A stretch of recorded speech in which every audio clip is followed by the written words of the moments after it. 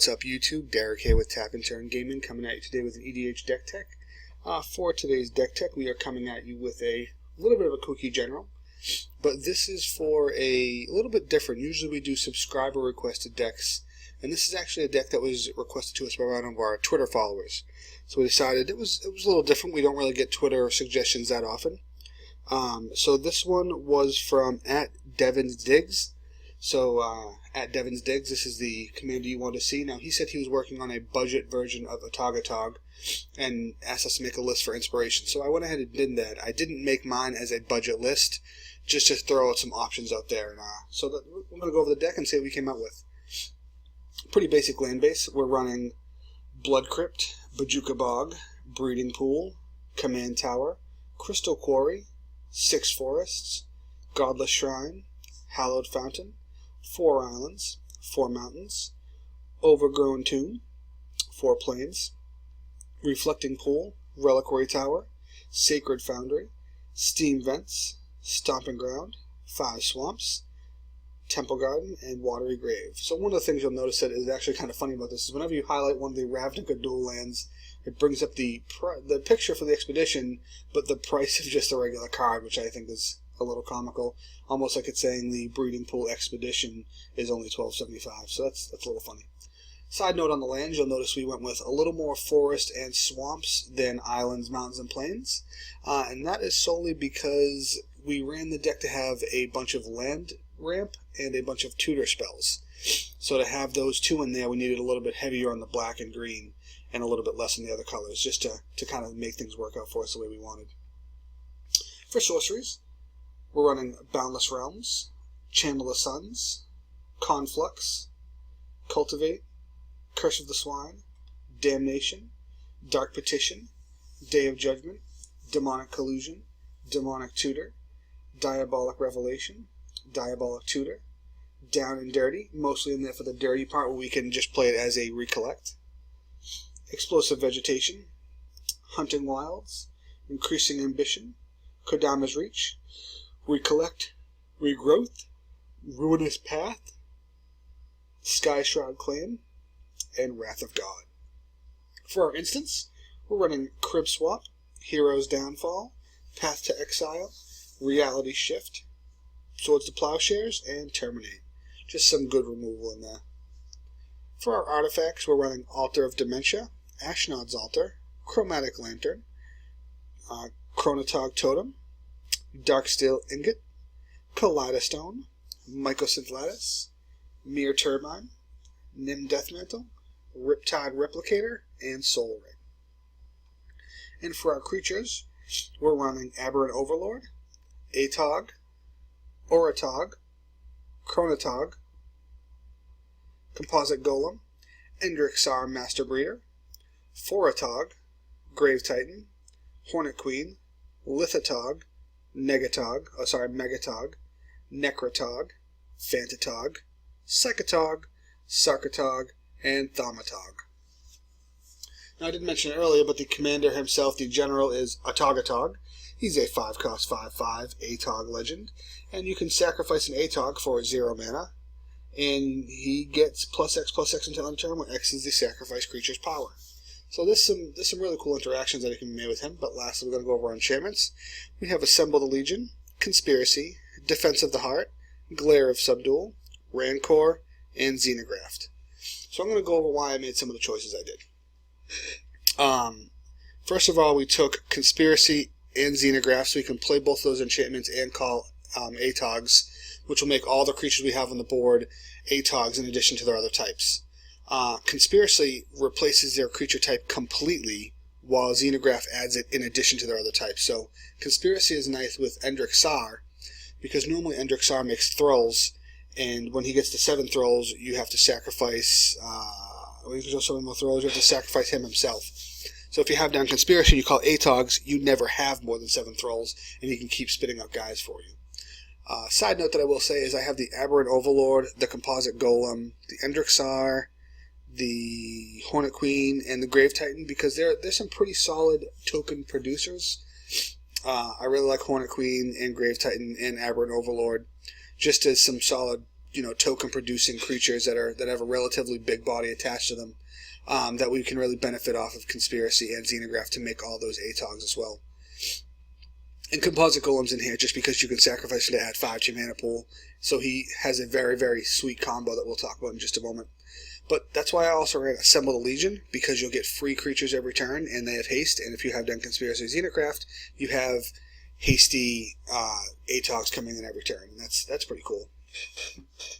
We are running Mycosynth Lattice because it will make every single thing artifacts, also because it will make us be able to spend our mana as though it was mana of any color. That's also why we're running Chromatic Lanterns, to be able to spend our mana as though it was mana of any color. But the nice thing about Mycosynth Lattice is we have, since it makes everything artifacts, we have, let's see, Atogatog, Megatog, Lithatog,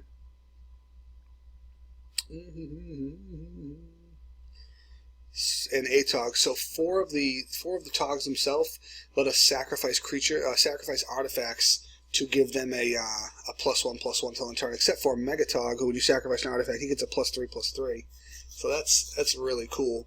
So what we're really going for is almost like a one-shot. We want to be able to get our general down, get down a couple of our Togs, pay their cost to pump them up really big, sacrifice into our commander, and potentially one-shot someone. If you have Megatog down and you sacrifice 10 artifacts, he just got a +30/+30, sacrifice him to our Atog, and then he'll one-shot someone. One of the nice interactions we have in here besides all that, though, is we have, Composite Golem that you can sacrifice for 5 mana, and Nim Deathmantle, where whenever a creature dies, you may pay 4 and res that creature and attach it to the Nim Deathmantle. So what we do is we sacrifice Composite Golem, add 1 mana of every color to our mana pool, use whatever 4 we want to attach him from the graveyard to Nim Deathmantle, which means we net 1 mana every time. Which means what we're going to go ahead and do is keep cycling that to get unlimited mana of whatever mana color we want, and then we can go ahead and just play whatever spells we want. And that is really pretty powerful. One of the fun spells I put in was, I really liked Conflux, even though it is a 6/7 cost spell, or 8 cost spell rather, but it lets you tutor for 1 card of every color. And it seemed pretty fun. It actually will, if you were to use this to tutor for 5 cards, I believe in the end it'll actually cost the same as Diabolic Revelation. Diabolic Revelation would cost 2 more, it would cost 10 to tutor for 5 cards. So that's pretty cool. You can get some fun stuff with there, and it's just a fun kind of kooky card to play with. Fist of the Sun, same kind of idea, 4 mana. This actually lets you get your general out on turn 4, which is pretty cool, because turn 4 you cast this, get the mana, and then use that mana to cast your general. But there's just a lot of cool stuff that you could do. You could have down Psychotog and pitch your entire hand. Let's say you have 7 cards in your hand, you pitch your whole hand, and he gets a +7/+7, now he's in 8/2. And you could sacrifice him to your general gets the +8/+8. Now he's hitting for 13, and he's in 2-shot range. Then we put an Altar of Dementia, just so that in the end, if we wanted to, we could make some of our Atogs really, really huge, and then mill a good chunk of someone's library if the need came down to it. So there's also that ability. Grave Titan and Aberrant Overlord will go infinite with Ashnod's Altar and Nim Deathmantle down. What you do is you have, and so on Hornet Queen actually as well, forgot about her, but for either of those 3, Hornet Queen, Grave Titan, and Aberrant Overlord, you sacrifice one of their tokens to Ashnod's Altar. That will give you 2 mana. You then sacrifice the creature itself to Ashnod's Altar, which will give you 4 mana floating, which you use the 4 of that to resurrect the creature, which when they come back in will bring more tokens. And more tokens equals more fun. And since they both bring in at least 2, Aberrant Overlord will bring 2, Grave Titan will bring 2, and Hornet Queen will bring 4, that means you also get unlimited mill with your Altar of Dementia. So just some pretty cool interactions going on. Nothing too crazy. Rancor may seem like a really weird ad. It's in there solely because we can cast Rancor for a green. And then where is he? With either Fantatog, because we can sacrifice an enchantment, or with Atogatog because we can sacrifice an enchantment. We can cast the Rancor on them, sacrifice it to give them the +1/+1. The Rancor returns to our hand, and then we can go ahead and play it again for a green. And if we already have our infinite mana engine going with Composite Golem and Nim Deathmantle, we now have infinite green mana. We could cast Rancor an infinite number of times while sacrificing it to give one of our particular Togs, either the Thaumatog or actually the Oratog, who gets a +2/+2, or the Fantatog. We could give them all infinite power and toughness, sacrifice them to Altar of Dimension to mill an infinite number of cards, or to Atogatog to give him an infinite number of attack power. So just some cool interactions. Not really much to say on this side of the board. It's mostly just tutors, wraths, and ramp spells. You'll notice some of the ramp spells I chose, like, let's see, Sky Shroud Claim and Hunting Wilds. They specifically say to search for forests, but not basic forests. And that's so I can search for my dual lands, like a breeding pool or a overgrown tomb, which count as forests as well. And it's just to ramp while also getting out the appropriate colors that you need. So it's ramp with fixing, so it's very, very nice. Then we just have some removal, tutors, ramp, sweepers, that kind of thing. Same thing over here. Our instants are primarily just some removal because if we plan on hitting with our commander and hitting for a 1-shot or a 2-shot, we need to be able to get their creatures out of the way, and that's more or less what we're trying to do. And then over here, on this side of the board, we more or less just have a lot of ramp as well, being the Altar of Dementia, the Chromatic Lantern. Chronotog Totem is ramp for blue, but it also is an Atog, so we had to put it in. Darksteel Ingot, Kaleidostone. It doesn't serve as ramp, but it serves as perfect fixing. Mere Turbine was in there because we can make free creatures every turn, and making the free creatures, we can also have them be Atogs if we have down Conspiracy of Xenograph. And then we have Soul Ring.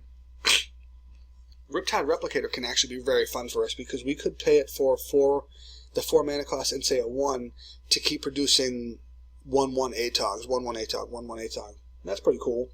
But we could also invest more mana into it. Say we invested 8 mana into it. So 4 for the cost and X is 8, so we're producing 8/8 Atogs.